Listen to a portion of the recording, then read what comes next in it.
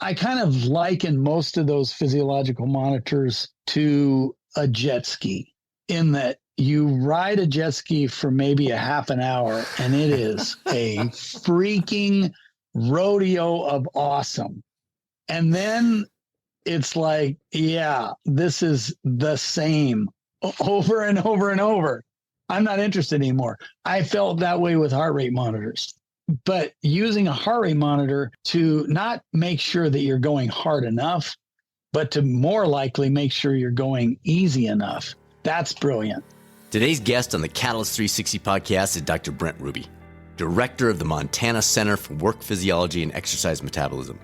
What that actually means is he specializes in studying free-range humans, not in the lab like most researchers, but in the wild, where real life is happening.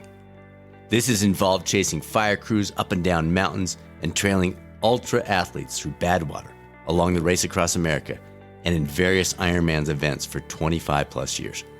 Today, we'll dig into the latest research and what it means, not only for extreme athletes, but for each one of us as we traverse this thing called life.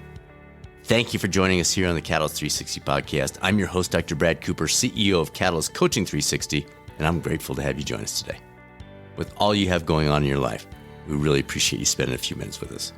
For those of you who may be considering pursuing your MBHWSC approved coach certification, either to start a new career or perhaps to expand your toolbox as a physical therapist, physician, counselor, or other related role, Catalyst Coaching Institute has been consistently recognized as one of the nation's top certification programs and might be worth a look. It's a big decision, we get that. So please, if you'd like to talk it through, please reach out to Susanna directly, our Chief Learning Officer, and she's happy to set up some time to talk through all your questions and walk you through the process. Her email is susanna@catalystcoaching360.com or 720-339-4292. You can also access all the details on our Institute site at catalystcoachinginstitute.com. And now, it's time to heat things up with Dr. Brent Ruby on the latest episode of the Catalyst 360 podcast. Dr. Ruby, great to have you here. Got the chance to hear you speak live, 2-3 months ago. Knew you had to be on the show. This is awesome to have you. Thanks for coming. Absolutely. Happy to be here. Your research, you focused on this term of free-range humans. I love that, especially in the context of everything that's happening right now. Can you explain to our listeners what in the heck you mean by that and how it differs from the typical lab-based studies that are being done? Yeah. Well, long ago in the 1900s, when I first came to Montana, I had this crazy idea to try to sell the concept to a funding agency that it wasn't enough to just do controlled studies in the lab. We wanted to do some pretty aggressive studies in not just outside of the lab, but like way outside of the lab, like not even connected, not like we're just playing in the sandbox outdoors. This was with fire crews in completely remote, unscripted scenarios. And the reviewer comments came back and they're like, oh, brother, there's no way this is going to work. This is, it's an absurd idea, but it did work. And then ever since then, I've just always had this fascination with that's where the real action happens. That's where the battles are fought, the fires are fought, and the medals are won. Long distance away from an ergometer or a treadmill. And so we use the lab as sort of our grounding place. I mean, that's our home base where we can really hone in on mechanistic stuff or questions, but we're unapologetic about trying to always find new and unique field settings to study humans in, because you really get it's like MTV Unplugged. It's just cooler. Yeah. And you just hear it a different way. You get to witness it a different way. And the outcomes are less predictable, but more fulfilling, I suppose. Well, and more, I'm going to use the word accurate. That's not true because we're getting a lot more variability in there too. But you talk about the difference between internal and external validity, and maybe that plays a role here. Can you introduce our listeners to those concepts and why it matters that what they're reading in the literature? Be careful what you're doing with that. Oh yeah, it's a battle. That's the constant researcher that cares that there's a constant battle and push and pull between external and internal validity. Internal validity is what most people obsess about, and that is, to what extent is my study controlled so that I can project the outcomes to the independent variable that I'm interested in. Like if you're interested in sport drink A versus water, that's your independent variable. And so you could test that in a very controlled way in the lab and come up with the conclusion that sport drink A is better, helps you ride longer on a cycle ergometer in the lab under those controlled situations. External validity is, okay, sweet, nice results, but how can we to what degree are those results applicable to somebody that's riding their bike on the lava fields of Kona in the Ironman? It's not a perfect transition. And so oftentimes you'll do a lab study where everything's controlled and you just say, oh, this works for every situation. And then you take it out into the real world and there are too many extraneous variables, the weather, the climate, or the altitude, the whatever. All the competition, the pace that you've got to go at because where your competition is, et cetera, et cetera. Exactly. So all of those things start to assume more of a front runner position. And then what you were hoping to say was awesome becomes considerably less awesome. Well, I remember we had Chris McCormick, the two-time Ironman world champion, on, I think it was last year sometime, and he's famous for having had everything perfectly dialed in, and then he gets out there on the lava fields and he's like, forget it. And he just went back to his Coke. He went back to his Coke and he went back to, whatever. It seems like, I don't know, I don't want to say your message, but is your methodology spreading? Are more and more researchers doing this? Because I'm seeing the opposite. You're hearing, because it makes a great headline in the podcast, somebody finds a little tiny study done with mice, and then they extrapolate that to you fill in the blank, and it makes big headlines. And everybody's like, "Oh my gosh, this is the perfect thing." And you're saying, no. Like let's start with humans, and then let's put them where they're actually living, competing, surviving, et cetera, et cetera. Is this methodology expanding? Or are you still not a one-man show, but are you kind of still out there on an island? Yeah, I think we really are. And the only reason I think, or I know that, is because the reviewer comments have not become less hostile over the years and less judgmental and whatever. I mean, I review so many papers every year, and my strategy for reviewing them is to provide a constructive criticism, not try to annihilate somebody for whatever reason. And we've had lots of back and forth with journals because they didn't like the methodology because it was something that we did in the field. And yeah, but that's nothing new. That's nothing new to this kind of science. But I think it's way easier for a supplement company, for example, because they're world freaking famous for funding small scale studies where they control virtually everything. And at the end of the day, even if the p-value is not statistically significant, there's almost always a line in those papers that say supplement whatever may provide advantageous whatever for sport and exercise performance. And it's like, since when did that become the same thing as significance? Like, it's not. But I do think that it gives people a little bit more I don't know. They don't have to work as hard to do a lab-based study, in my opinion, because I've done hundreds of both. Yeah. So let's explain to our non-academics what happens in this review process. So I'll give the short version. You can fill in the gaps. You spend 3 years on a study.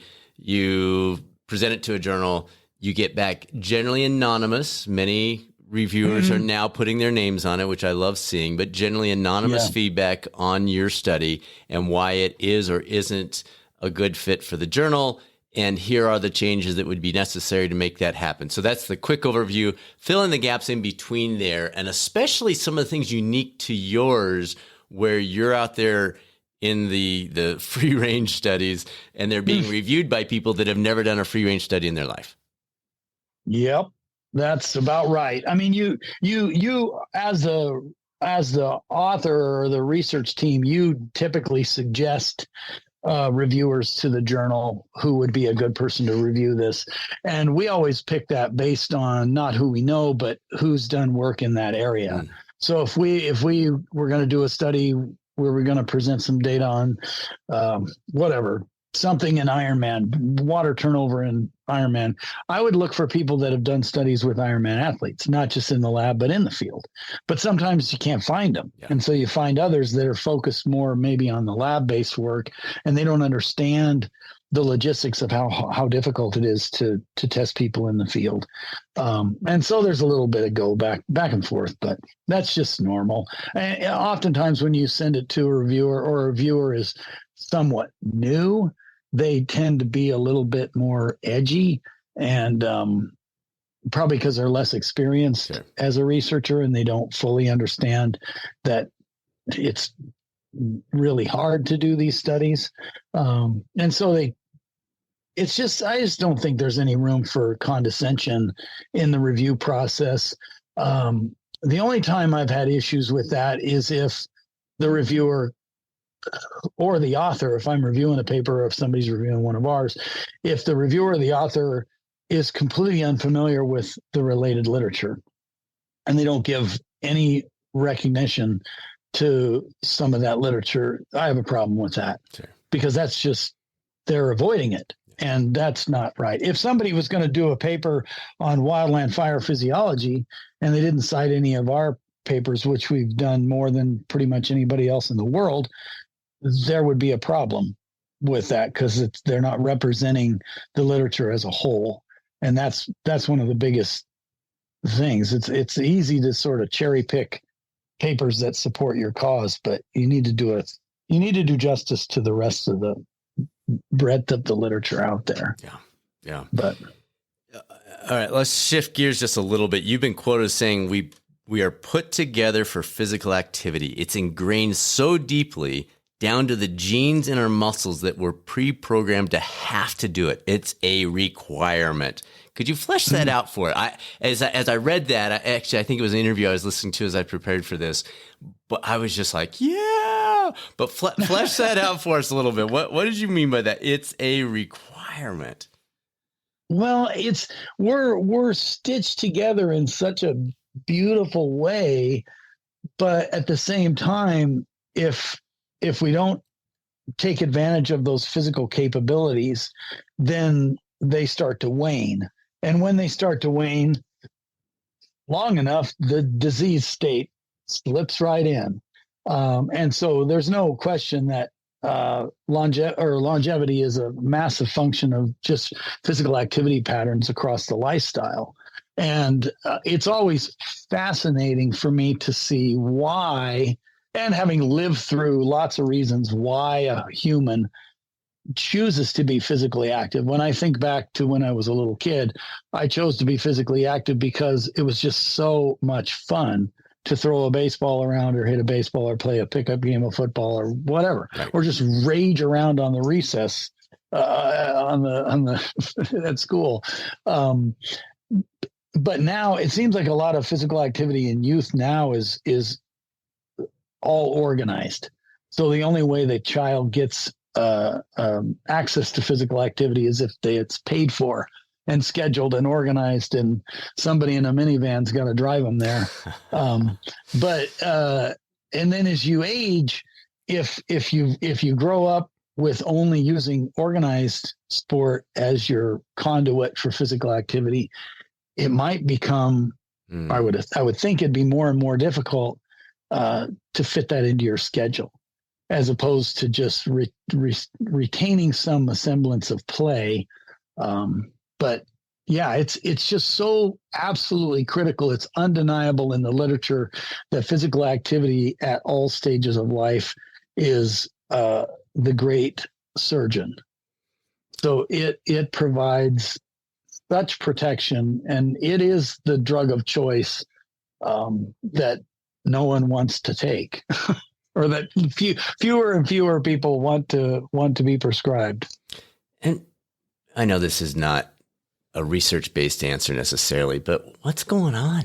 Like, I understand the busyness and the time constraints and maybe the situation if you're in a city that doesn't feel safe, but that's not everyone. For the folks that are not dealing with those limiters, what's going on? Oh, geez. If I knew that, I'd be retired. It's kind of the same argument where you see people, no matter where they are in their lifespan, if they have little kids, bigger kids, older kids, growing kids, or they're retired, it always fascinates when people say, "Oh, how you been doing?" And somebody says, "Oh, I'm just so busy." Yeah. What does that mean? Yeah. Like, okay, yeah. So you fill your day with a schedule. Sweet. Everybody does that. Everybody's got the same number of hours. We're all working with the same clock. But there are a lot of restrictions that a work schedule or a family schedule may superimpose on your day-to-day. And it all just becomes a matter of what you prioritize and what you put forward. When our kids were really busy with activities or whatever, I remember taking them to cross-country meets or track meets or whatever. And instead of sitting around all day in the stands, I would go for a run myself. Totally. And then come back and be that much better off. So just trying to fit it in. When I was racing Ironman and my kids were little, it was really difficult to be gone for large chunks at a time. But it was really easy for me to go for a long run and take one of them with me, and they rode a bike next to me. Awesome. And then you get enormous, awesome conversation along the way. And it's also pretty awesome to be on a 20-mile run when your daughter is riding with you and she bonks so horribly bad that you then get to revive her with candy and soda and then explain what's going on. So, yeah, absolutely. I love that. With the activity side that were put together for XYZ, okay, the athlete, the person that's consistent with their workouts, they get that. What about for the person that's listening that says, I'm real good with my eating plan. I've been really working on mindfulness or spending time reading or whatever it is. I just don't like exercise. What is your message for that person that on a if we say global health and wellness scale, they're focused on some good things, but activity just is not one of them. Is it? I don't know. Any tips out there? Man, I think a lot of people, when they think about exercise or we think about, I got to become more physically active, what automatically jumps into their head is a gym-like environment, a membership, exercise bikes, other weird exercise equipment that try to simulate any number of odd movements, or a treadmill or whatever. They just automatically go to that when it's like, it could be a lot easier than that. There's where we live here in Missoula. I mean, I can be on any trail almost unlimited within about 5 minutes. And if somebody was really struggling with, gosh, I really want to get physically active, my schedule will allow it, but I just can't do it. How do I motivate myself? I'd be like, okay, step one, download a bunch of live Bruce Springsteen onto your phone, 2, get a border collie or 2, and everything will fall into place. Yes. As an Aussie dad, you got me. You got me a border collie. No doubt. It is so, I mean, at one point we had 2 border collies and they were very active, and it was absolutely mandatory to get them out every day. And it was, at first you sort of think, got to get them out. They're going to get dirty. But then as soon as you're out there, it's like all that melts away, and it's like free activity for you, and you get the enjoyment of doing. It's hard for me to go for a regular hike or a walk without a dog now, because I'm so love that relationship, and that is it just provides constant physical activity. I'll be doing that this afternoon. Well, and there's some pushback from the emotion researchers, but the joy in that dog, like I just look at our dog, her name is Sky, and I'll just see, and we're out for a run this morning, and I just, how you doing, baby? You having fun? So it's wonderful. So everybody, you heard it here, get a dog, and that'll fix all of your issues. All right. So I want to dive into this 21-day overtraining study, because I read it and I looked through some of the comments about it, and then I have probably quoted it to 10 people, and I was just looking at it last week. I love this concept. So let me summarize some of what I pulled out of it, and you can tell me where I missed the mark. You took these folks out, 21 days, you crushed them, like 400% on average. It ranged from 220 to 600 or something % increase in their workouts. And you then looked for both biometric and subjective responses to overtraining. And pretty much they weren't there. And one of your fascinating conclusions was, yes, but we got rid of family stress, school stress, cooking dinner for yourself, financial issues, traffic, like everything. So stress as a whole. And if I'm on the right track here, this is a huge message for people. It's not the workout. It's not the work. It's the everything. So what did I miss? What do you want to add to that? What else did you learn? Talk us through what else happened with that study, because I loved it. Yeah, I could send you the YouTube link for, we took a film student with us during that study, and we shot a little 40-minute documentary. That'd be great. Yeah, we can include it in the link to the podcast. It's a really fun project, but that took a long time to plan, obviously, and we worked with a wide range of folks to help us map the whole route out and everything. But basically we took 10 riders, very good riders, now like between probably no less than like a Cat 3 rider, or some of them had histories as a really good age group triathlete. Some were mountain bike. It was a wide range of, but 10 solid riders. And we took them from Missoula down to Colorado and back, through a variety of routes. Average miles, probably 100 miles a day on average, every third day. And this is sort of not when power meters first came out, but when they became more accessible. Okay. This was when the Power Tap rear hub system became available. So we bought a bunch of those, and we used those, and they worked awesome. But the sensor capabilities now is a lot better with Strava, with Garmin, with the different power meter options. But nonetheless, they were still quite good. So every third day, we would start the day with their breakfast, and then we would introduce them to the course. And the course was just a point to point stretch that was long enough to accommodate everybody's variation in performance capabilities.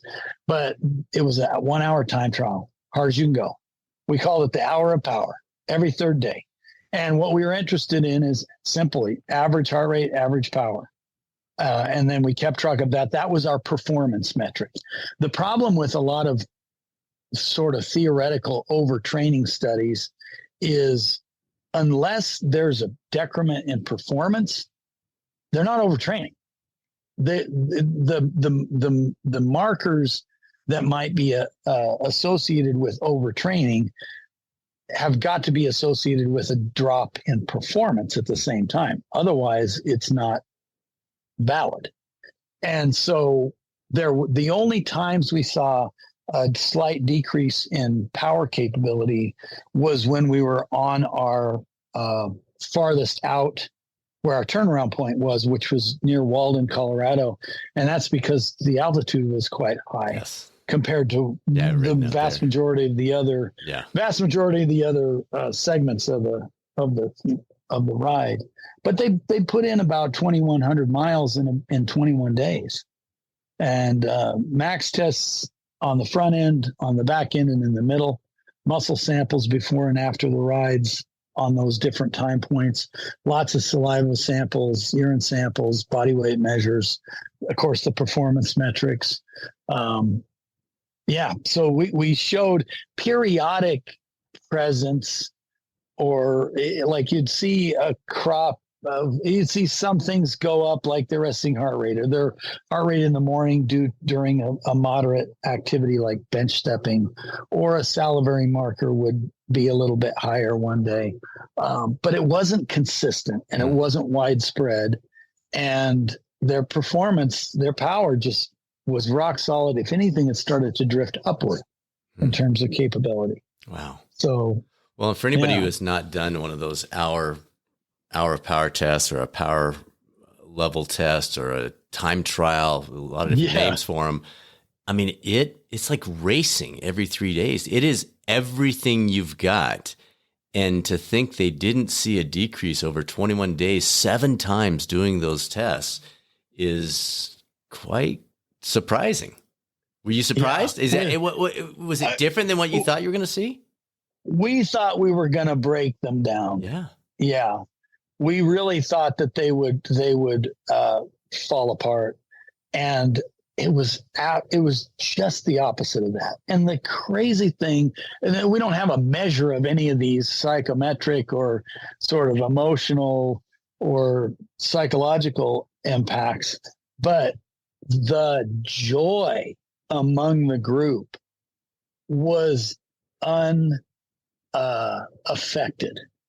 Of course, you put 10 people together, and then your support team and your researchers, there's going to be some conflict here and there. Of course. We had a little bit of that, but oh my gosh, the absolute hilarity and the joking and the fun was incredible. It did not wane. And I mean, they'd ride 100, sometimes 120 miles that day, bad conditions, wind or whatever, flat after whatever mechanical.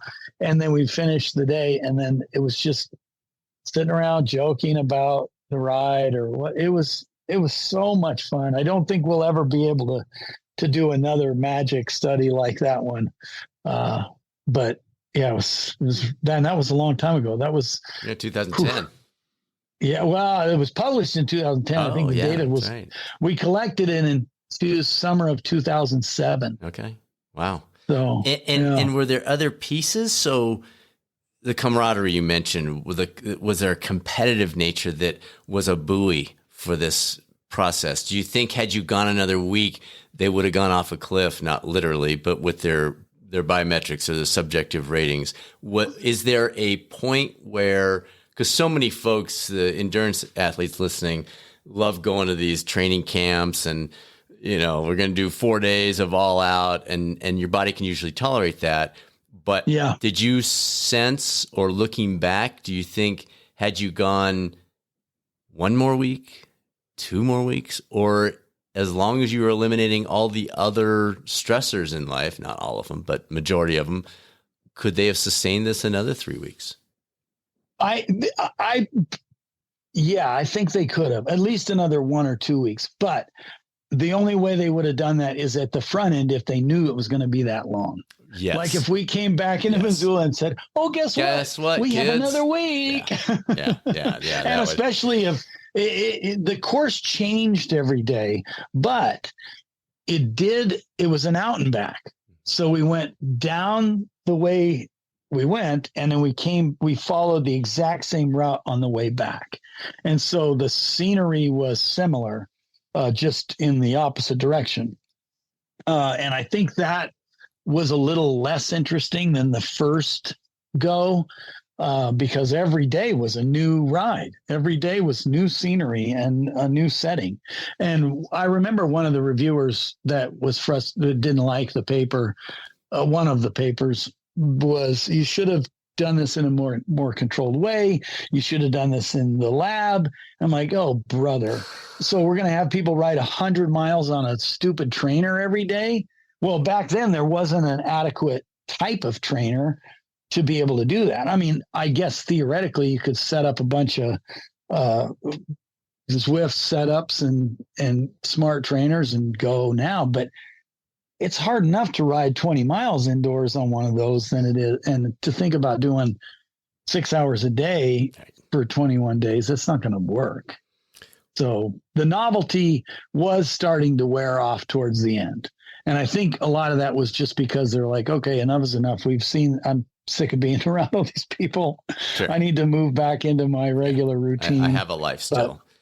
Yeah. Were there any, did you track race results for these folks that ensuing year? Because I'd be curious, did it just fall off the map where they gave everything that 3 weeks and they had nothing else left? Or was that a launching pad for a best season ever PR type year? That's a really interesting question. No, we did not. And their schedules were not like, it's not like every one of them had a set race schedule that they were going to jump into that fall. Right. Some people had, in fact, boy, I can't even speculate on that. I'm trying to remember some of the athletes that might have gone on to Ironman events or whatever, but no, we didn't keep track of any of that. I was just curious. And then last question on that study. So you said you gathered the data in 2007, published in 2010. What other insights have you either done yourself or seen in the literature about overtraining that might build on that I think pretty revolutionary groundwork you set there? Well, there's still always this quest for people to identify markers, and because it gives people something to talk about, and it gives scientists that are applied human scientists something to talk about and pitch.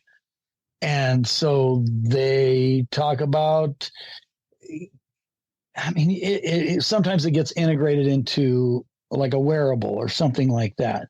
But the real thing that's important is, well, especially as it relates to overtraining, and a lot of triathletes just love the concept of talking about overtraining because it's a talking point. Sure. And the person that's listening probably doesn't care. Yeah, there you go. Oh, I must be overtraining because I'm so tired. I rode 400 miles this week and ran 50, and I'm like, okay, yeah. Well, no one wants to hear about that, or compare notes with you. But if the marker that is being used in any of these papers, if it goes up, maybe it's just going up because that's not it's not a viable marker of overtraining. It's a viable marker of the training response. And so if I wake up after a hard day of riding, let's say the day before, and I notice my resting heart rate is a little bit higher, I probably wouldn't notice that because I don't obsess about those things. I never really did. So why would I do it now? But let's just say I noticed that's my wearable says you're tired, maybe take it easy or whatever. And it's like, wait a minute, but I feel really freaking good today. And today on my schedule says do this oriented in performance. And if you say, okay, wearable, screw you, I'm going to just go for it. And you go for it and you really throw down a really nice performance. It means that whatever the measure that the variable's trying to identify might not be a marker, a reliable marker of overtraining. It might just be, you are successfully developing stress, accumulative accumulating stress that is the beginnings of training adaptations. And it's going to show itself in this shape or form or in this measure. Now, if you ignore that long enough, then it could become a problem. But there's a big difference between turning a light switch on and it lighting up a room. That's like turning on a training response and it's setting the stage, and versus saying, oh, because the light's on, I should probably rest today. And so it's one of those cautionary tales where science, it's sort of that classic internal validity, external validity thing where science says, oh, watch out, markers of overtraining. And it's like, what does that mean? But if you can't consistently show that the individuals that you're studying are falling apart, meaning that their performance is lower, not just that they're grumpier, but their performance is starting to decay, now you're overtraining. So, well, I think that's a great reminder for folks, whether it's something super simple, like my device says I didn't sleep very well last night. We know the data on that. You are tireder, even if that's fake data. You are more fatigued during the day when they've done those studies of saying, oh, sorry, Brent, you didn't sleep very well last night. And you're like, oh, yeah, I guess I am really tired. When you slept the same as you had before, they just adjusted the data in the research. Or the athlete who's looking at HRV or resting heart rate or whatever it might be, of looking at it and saying, interesting, maybe jot it down in your journal or something, and then see how you're doing over the next week. Maybe it is important, but maybe it's not. And not giving too much validity to data that we're not exactly sure. It's getting better every day. Yeah. But it's not there yet. No, it's never going to be perfect. Some of the studies we have coming up are going to start to use some AI sort of modeling so that we can theoretically develop like a digital twin of an individual, and then route that digital twin through a series of stressors and press play, and then sort of look at the theoretical outcome. We don't think that's going to create any groundbreaking novel. Well, it'll be very novel, but nice thing about that is you can do an infinite number of scenarios, and you can create an expected variability in all those scenarios. Then you can use that to help you design or inform future studies a lot more with a lot more clarity going into it. So you can think, oh man, based on the average variability of this measure, we should recruit 12 subjects and let's do a 4-week study, because when we put the twins through that model, it would suggest this might happen. And so we're gonna play with that a little bit as it relates to heat stress and altitude stress and some of the work that we've done with the wildland fire crews. So. Perfect lead in. I was going to ask you about that environmental stress and adapting that and callousing to that. I remember years ago, you and I have both done a million triathlons, and we rented out a hot yoga studio and did a 3-hour ride in there, prepping for a race in St. Croix where it's going to be very hot and humid.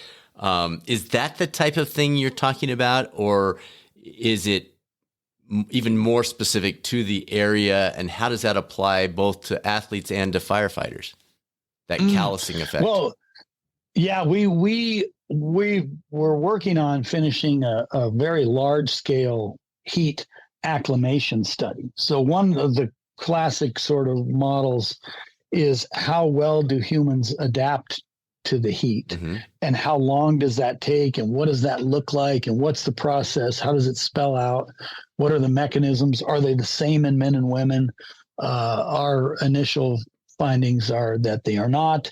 And so we're working on that project. But yeah, if athletes from the western part of the U.S., like the Northern Rockies or the Rockies and the Northwest in general, if they're hoping to go to Ironman and race well in Kona, well, it's hard to go from this climate to that climate seamlessly. Yeah.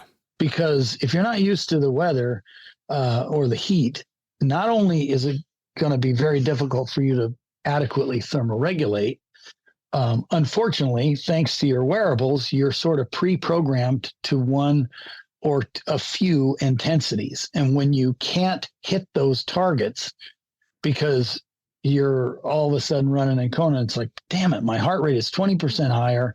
I just feel like crap, whatever. Well, you're not acclimatized to that environment. So you can turn on a lot of those mechanisms ahead of time, like in the 2 weeks prior, very effectively with specific training in a similar climate.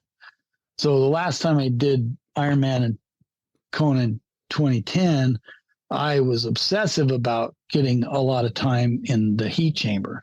So I would just dial the heat chamber up, which the weather in Kona is pretty much the same every day in October or September. And so I'd always dial it up to like 85 degrees, X humidity.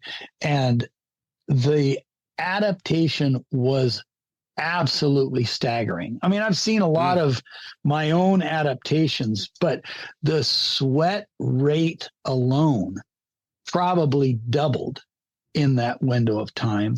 My ability to onboard carbohydrate sources at the volume that I was hoping to target became seamless. Whereas if you're not used to the environment and you try to eat what you're normally used to eating in an event that's maybe cooler, you will quickly develop GI distress because you're not sending blood to the gut as well. You're trying to send it all out to the skin to help you cool off so you can keep at your power output or run pace or whatever.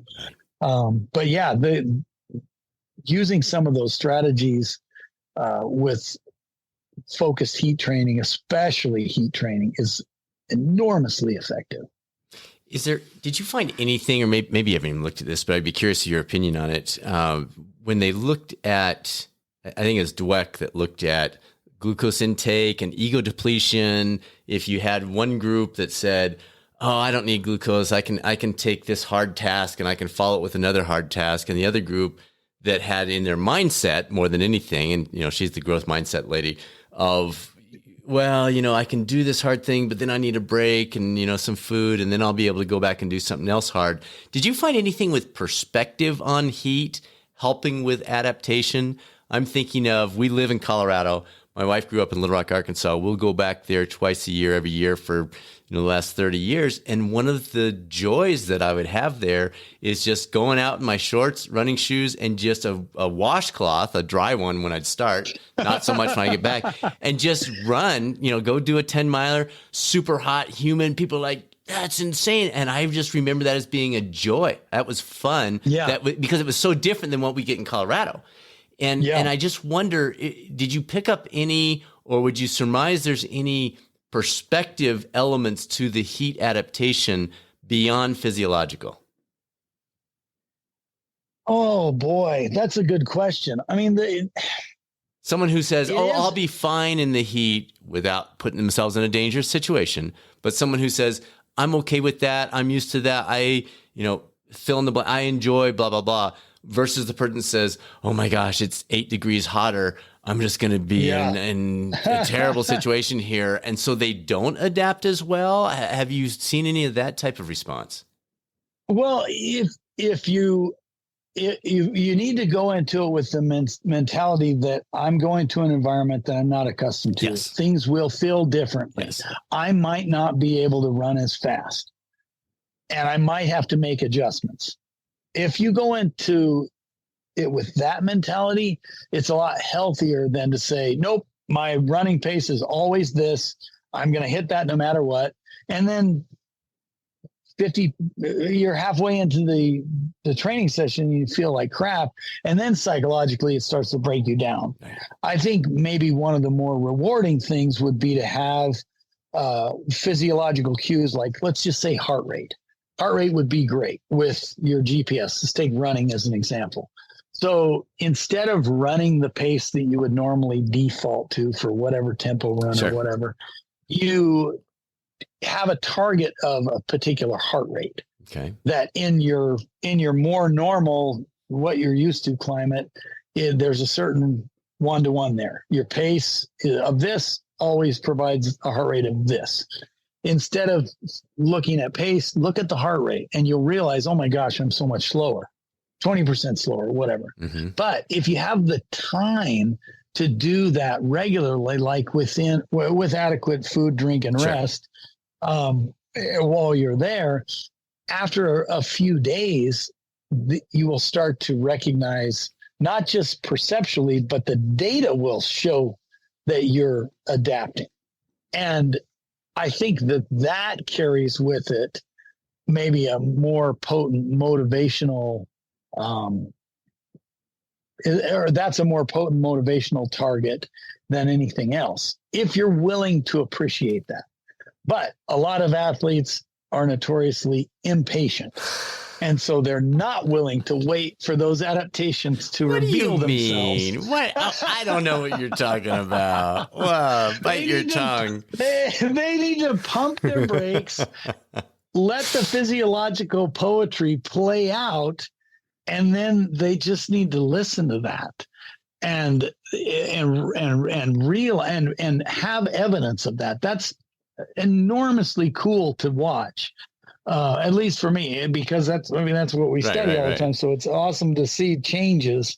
But if athlete goes through a number of those different scenarios, the appreciation for the physical and the perceptual that comes along with it, that those diversity of experiences just helps them adapt to unforeseen obstacles that might occur during race day or whatever. So instead of just training one way all the time, like having things happen in your training, either purposefully or accidentally, that work or don't work, will lead to a lot of changes. I mean, people do that all the time with what they eat and what they wear and what they put on their bike or whatever, and they understand what works and what doesn't work, and they adapt. Well, you can do the same thing with the physiological cues that you get, and you can make educated, logical decisions on how to integrate those into your overall training plan, I suppose. So 2 follow-ups on that. Generally, and everyone's different, but generally number of days to adapt. If you've got somebody who is going to be racing in a hot setting, whether that's Kona or Badwater or whatever it might be, is it 3 or 4 days? You need 5 or 6? And again, I realize there's a range. 5 or 6. Okay. Yeah, about 5 or 6. I mean, that's just letting it spill out. That is with activity. You're not going to get that if you just go into a sauna. Right. If you just say, "Oh, I'll just spend time in the sauna and get real sweaty," that'll help turn on some of the sweat mechanism, but it won't do everything. Okay. And so activity at close to what you anticipate doing in the event that you're trying to target for or ready yourself for, like if you can ride at that intensity or darn close to that, that will make a massive difference in terms of, and 5 days, 6 days, you probably are almost at least 75% there. Okay, good. So the longer you go, the better. Sure. From sort of the dietary adaptation part is going to take a little bit longer. Sure. But and then the heart rate, you were mentioning, hey, stop looking at your GPS and let's focus in on heart rate. Is that pretty dependable with the change in heat versus cool, altitude changes versus low altitude? Can you pretty much depend on, all right, it's always going to be lower at low altitude, it's always going to be lower at cool temperatures? Is that dependable, or are there just all these different variables playing out that you just kind of got to flip a coin with that? All things adjusted for, like let's say you've got your power meter on your bike and you got a nice flat course and you ride at 200 watts and you ride at that for 10 minutes and your heart rate is whatever, 150. Let's say that's at sort of your sea level base. Now you go to 5,000 feet. Nice flat course. Well, it doesn't matter with the power meter, but let's flat course, 200 watts. And now you realize, wait a minute, my heart rate is 160. What's going on here? Well, that's the function of the altitude. If the temperature changes and the sweat, you notice that the sweat rate is much higher, then that will also lead to a higher heart rate, especially as the exercise drags on. Right. But yeah, so you just recognizing that environment plays a massive role in how the body responds and what you need to adjust. That's another thing that's lost in a lot of, let's say, muscle recovery studies, is those are classically done in the lab, all good. You can then say, okay, you've taken this many grams of carbohydrate. That'll be the best you can do to help jumpstart muscle glycogen repair, whatever, replacement. But if the environment changes, that has more of an impact.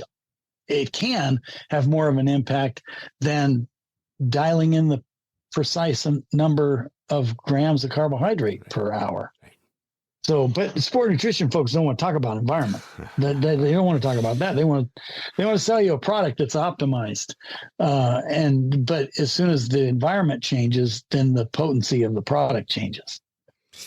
Let's talk about the recovery side of those products. We really lucky. We got Christy Anschwaden. I don't know if you crossed paths with her. She wrote the book Good to Go several years ago about all the myths in recovery and workouts and that kind of stuff.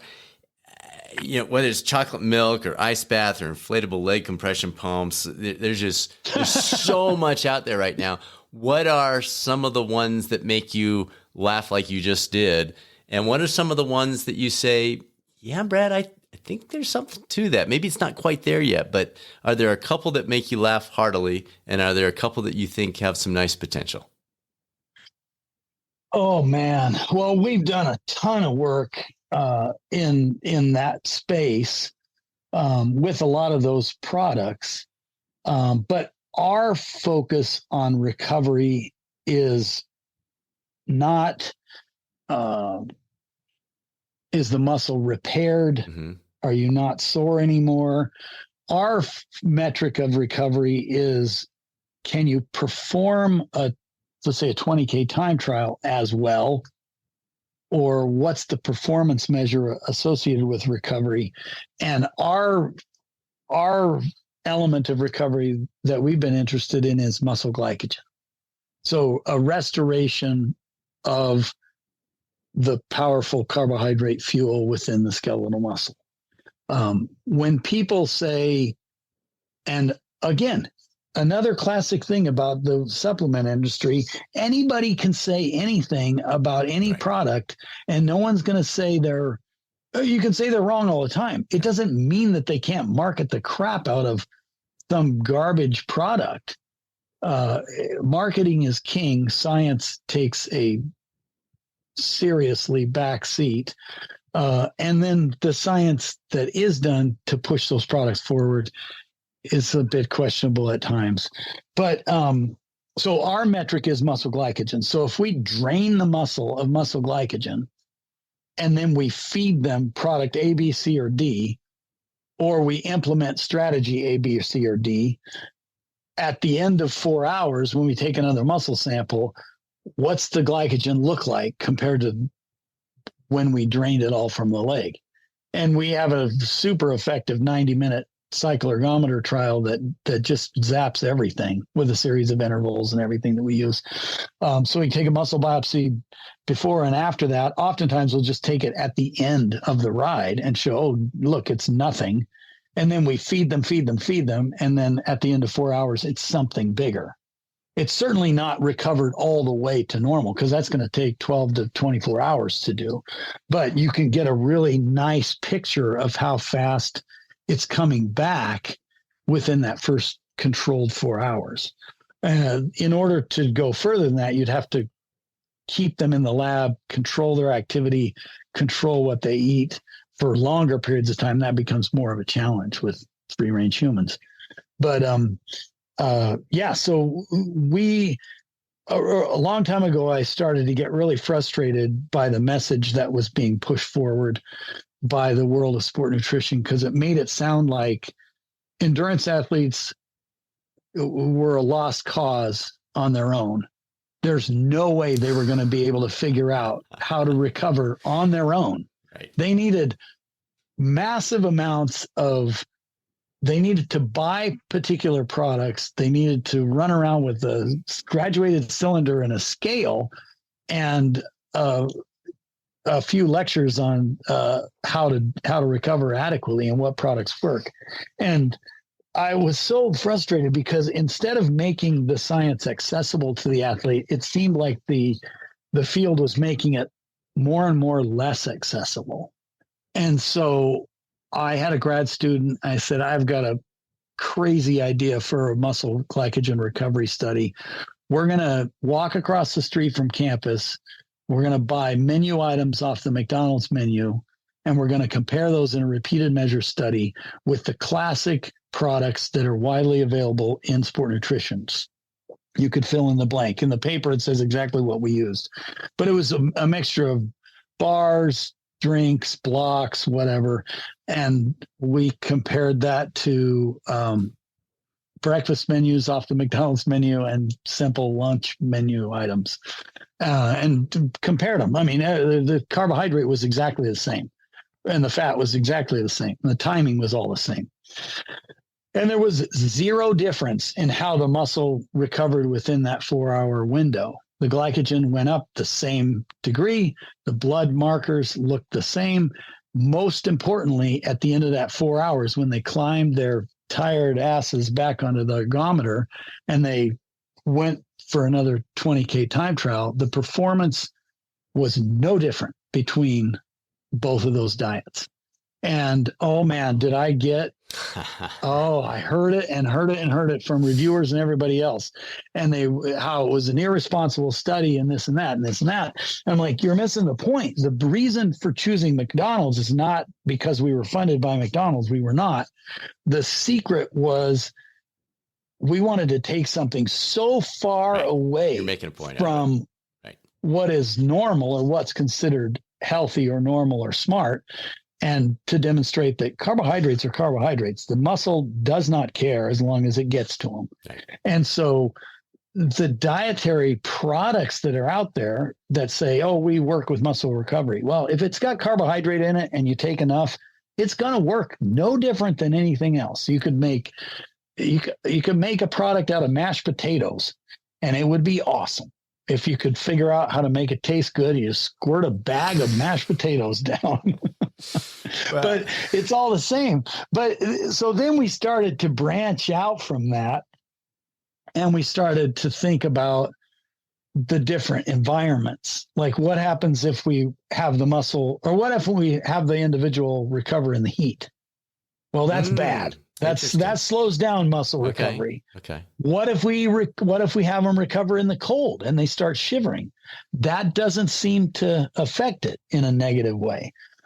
Okay. What if we use a 2-leg model and one leg? So we deplete the glycogen from both legs with a cycle protocol.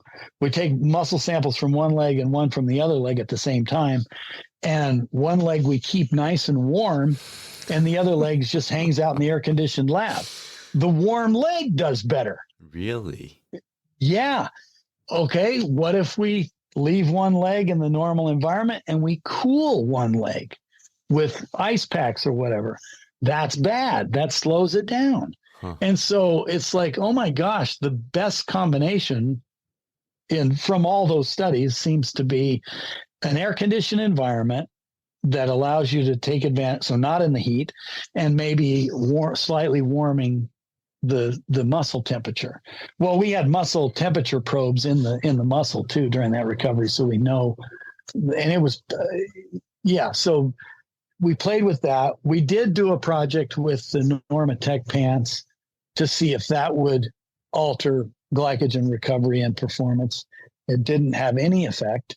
Now, people might think recovery also means I feel like I've done something to better ready myself for the next day. So if a human given massage does that to you, fine.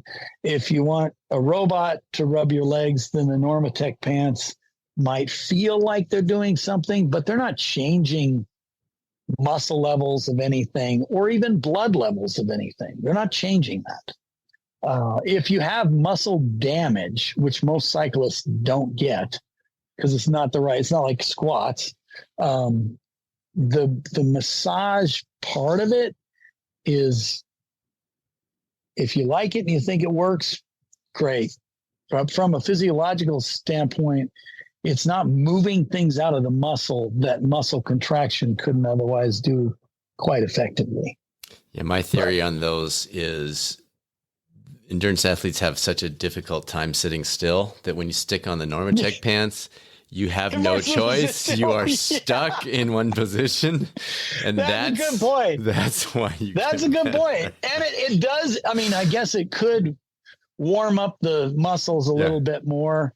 But like they had those on for long periods of time for that 4-hour exercise or that recovery window. And it had zero impact on muscle glycogen. But your control was also sitting, right? Yeah, sitting with the pants on, just not operational. Right. So yeah, if you said, okay, instead of that, you just leave the lab and do whatever you want. Yeah, that'd be a different story. And just to clarify for everyone, he is not saying McDonald's is healthy. He's saying if you're a recovering athlete, the recovery, the reintegration of glycogen into your system is exactly the same, whether you're paying all this money for these specialty products or McDonald's. But I'm not reading your mind, but I think I am. You're not saying, yeah, everybody, I've got this new diet. It's called the McDonald's diet, and it gives great longevity.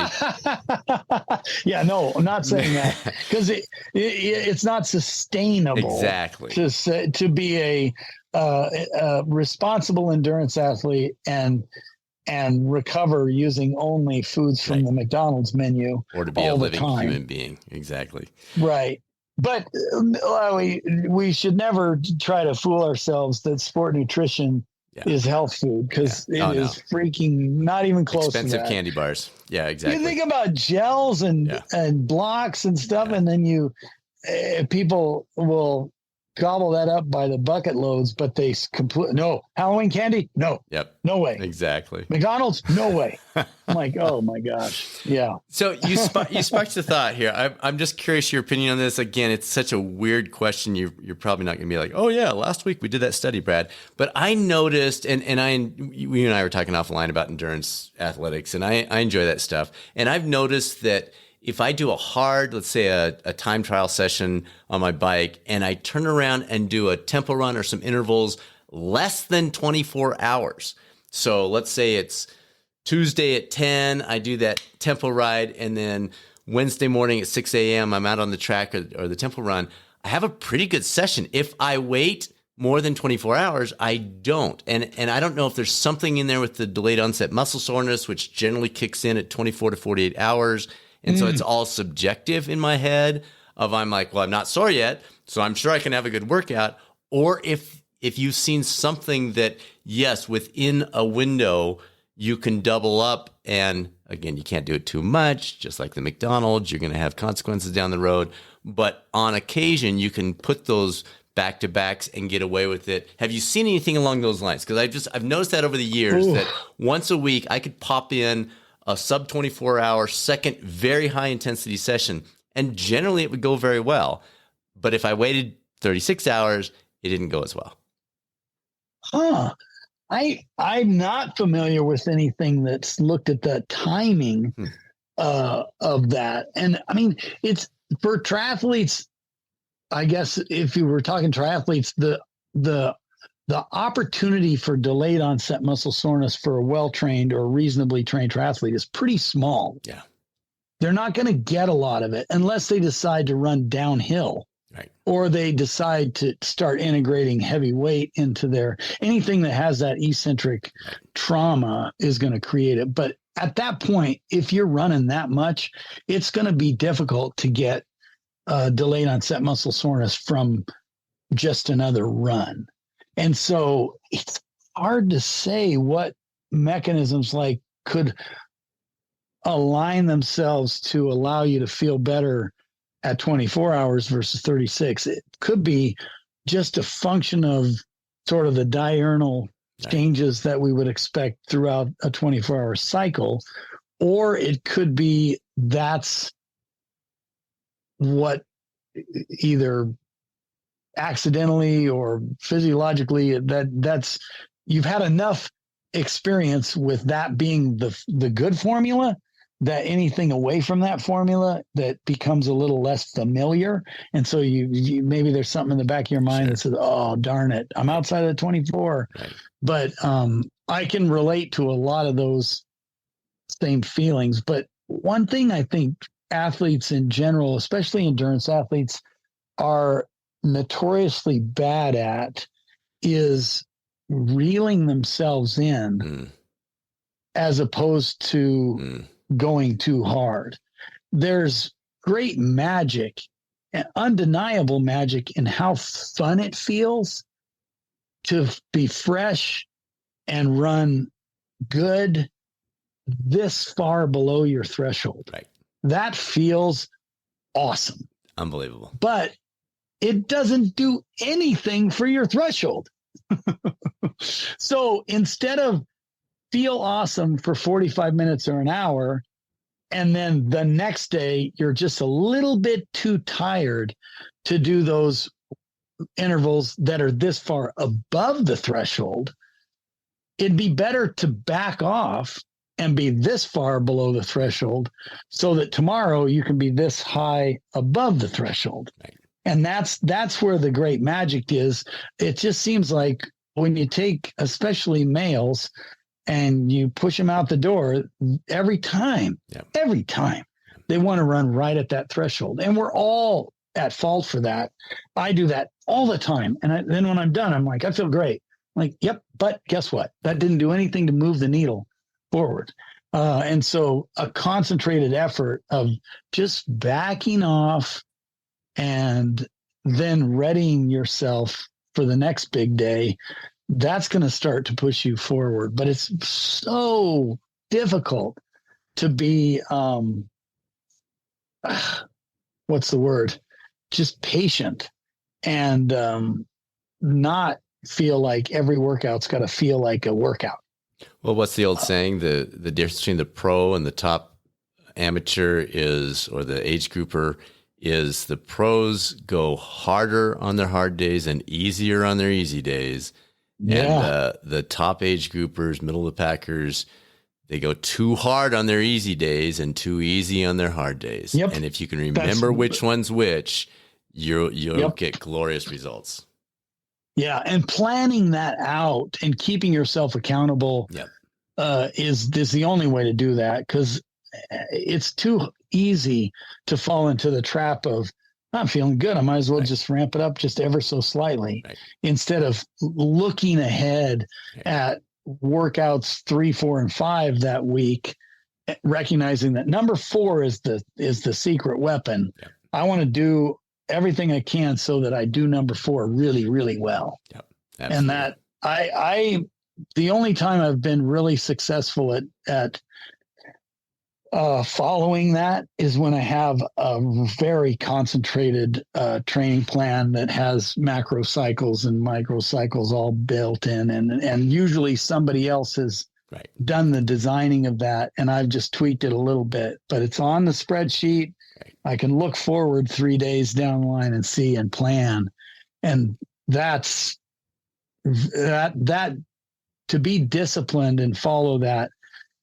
I've never been able to be disciplined and follow that unless it's on a spreadsheet and I've planned it out. Yeah. If I just go day to day, unless I'm not feeling great, I'll probably go too hard. But it matters less to me now. I mean, if I were to ever re-enter the world of competition, it would change. But Yeah. You're staying healthy now. Brent, this has been fun. Well, I've got one more question for you. I've held you over longer than I told you out of the gate, so thank you for sticking with us. I'm just curious, a lot of technological developments, continuous blood pressure monitors, continuous lactate monitors. As you look out on the horizon, as people are sending stuff to you, what do you see? What gets you a little excited? Like, oh, you know what? In the next, I don't know if it's 18 months or 3 years, but Brad, this is coming. And keep your eye out for it. Are there any of those types of devices that you're getting pretty excited about? Maybe they're out there, but they're not working like they should or could. Yeah. And they will. Or you're seeing, you know, I'm seeing some stuff about this coming out that people are going to be excited about. It's fascinating because I've grown up with my world of work sort of alongside measures of heart rate. Yeah. And years ago, when the first polar heart rate monitors came out, everyone was thinking they were the greatest thing ever. And I kind of liken most of those physiological monitors to a jet ski, in that you ride a jet ski for maybe a half an hour and it is a freaking rodeo of awesome. And then it's like, yeah, this is the same over and over and over. I'm not interested anymore. I felt that way with heart rate monitors. So, but using a heart rate monitor to not make sure that you're going hard enough, but to more likely make sure you're going easy enough. That's brilliant. Using a heart rate monitor in a race scenario to keep you controlled would be good, especially if you're used to that in some of those focused training sessions. Using a heart rate monitor in different environments to help signal readiness within that environment. There are some temperature sensors. They're not the most awesome, but they're starting to get better, that are integrated onto a chest strap heart rate monitor. I don't know how the company got away with calling themselves Core, because you don't put it in your body like a rectal thermometer. That would be hard to market, even if it was Bluetooth. But that, in combination with heart rate, can give enormous insight into how you're acclimatizing to the hotter temperatures, which could be really advantageous. Lactate analyzers, if they come online, that's going to be a little bit more sensitive than heart rate measures during like intervals. But most often an athlete's perception, especially if they're a decent runner on a track, they can do a pretty good job without a lactate analyzer telling them what they're doing. And unfortunately, none of these wearables are without the gimmick factor that is really what propels them forward, is that the gimmick and the theoretical nature of what it might provide is going to drive it forward more than the potential for physiological change. But continuous glucose monitoring might become a really amazing thing. There's a lot of variability in interstitial glucose measures, and that's not the same as blood. But if you had real-time glucose measures throughout a long ride like Ironman or Race Across America or whatever, and algorithms that would forecast what you need to do for where you want to be, that could be pretty powerful, I think. It's just really, really hard to beat the impact that the GPS and the power meters have brought to the table. All the other physiological wearables that are out there for sleep and for this and for that, they pale in comparison to the benefits of those other two, because those are absolutes. Right. And you can use those very objectively to organize your training strategies. And I mean, that's like, to me, those were more as significant as like converting the bicycle wheel from square to round. Wow. They made such a difference, especially power meters. Yeah. But I would really like to see more real-time metrics in events, that so that the transmission, the capture and the transmission of the data during events to make the event more exciting to watch from a spectator. It's more like Formula One, where you've got all this data streaming in. Like if we had data streaming in for all the Ironman athletes out there in the pros, and you could see at any one time their real-time speed, their real-time power output, their heart rate, their core temperature, their skin temperature. I mean, now it becomes a little bit more exciting to pay attention to. Yeah, no, I'm even thinking the free throw shooter in the NBA championship, seeing what his heart rate is doing as he steps up there. Or does Steph Curry always have a heart rate of 30 no matter what he's doing? You know, you got all these. So yes, absolutely. Doc, I appreciate it. This is great stuff. Doing good work. Really important. It was fun. Super fun. Keep it up. Super fun chatting with you. Yep. Right on. I'll keep you posted on any new developments. That sounds great. Sounds great. Appreciate it. Good stuff, Brent. I got a chance to hear him live when he was doing a lecture here in Colorado and knew he'd be a fun one for you to hear from. If you're an employer, EAP, or wellness service provider looking to offer the very best in coaching to those you serve, Catalyst Coaching 360 is the solution. Catalyst focuses exclusively on coaching, their area of expertise since 2007, the same year the iPhone was first released. You no longer use a BlackBerry as a phone. Why continue to settle for old school coaching models? Catalyst doesn't just provide coaching. Catalyst is coaching, and it can be easily integrated into any program or platform. If you'd like to discuss details, please reach out anytime. Results at catalystcoaching360.com or visit the website catalystcoaching360.com. And now it's time to be that catalyst. This is Catalyst Coaching 360's Dr. Brad Cooper. Make it a great rest of your week, and I'll speak with you soon on the next episode of the Catalyst 360 podcast, or maybe over on the YouTube coaching channel.